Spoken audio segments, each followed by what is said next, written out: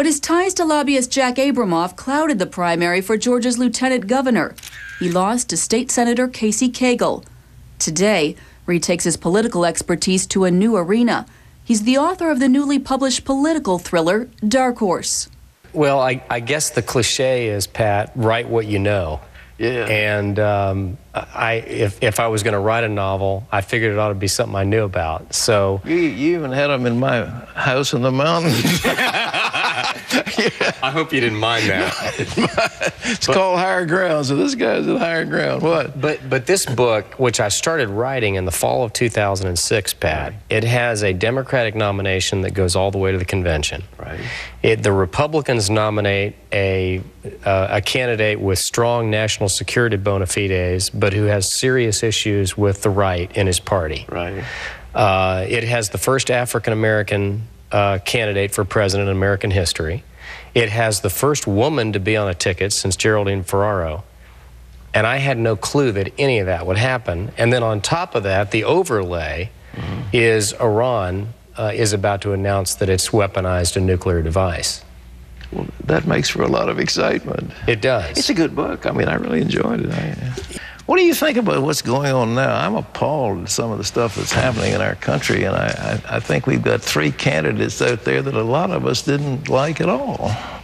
Well, I think that John McCain is making some serious and I think successful efforts to build bridges to social conservatives. You mentioned earlier in the show judges. He gave an outstanding speech at Wake Forest University, which I'm sure you saw. Oh, it was excellent. In which he said that he was going to appoint judges in the model of Alito and Roberts and Scalia and Thomas. As you correctly pointed out, it's a stark contrast. I think foreign policy is a stark contrast. Pat, I truly believe that this will be the starkest difference between two major nominees for president in the modern era.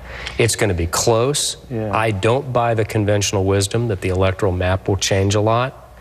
You know, Obama may make it closer in Virginia, but McCain's going to carry the South. Obama will carry the Northeast. And I hate to break this to you, but I think we're right back to where we were before. It's going to boil down to Ohio, Florida, New Mexico.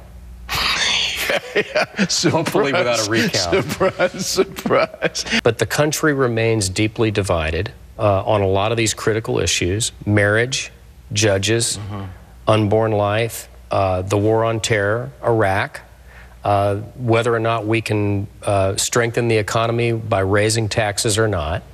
And the country's very evenly divided. It's going to be a very competitive election. And I think, and I've never thought this before in my career, that the vice presidential picks could make a huge difference. I don't think a Veep pick has mattered more for both parties than at any time since John F. Kennedy picked Lyndon Johnson.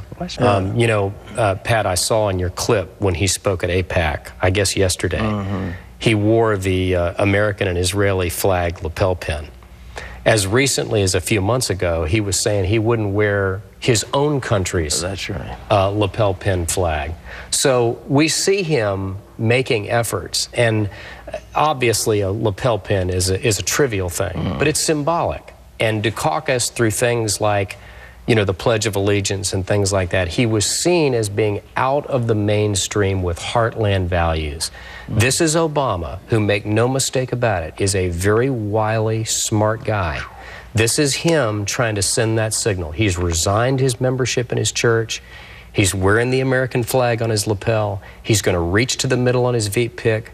This guy is not to be underestimated. It's a fun book, ladies and gentlemen. You want some summer reading. Ralph Reed, Dark Horse, and was he prescient and about what's happening in our country? We'll have to see, but it's in bookstores everywhere. And Ralph, it's good to see you again. God bless you. Thank you, Pat. God bless you. Ralph Reed, ladies and gentlemen. Terry, what's next? Coming up, an addiction to the power of voodoo. It was judges, not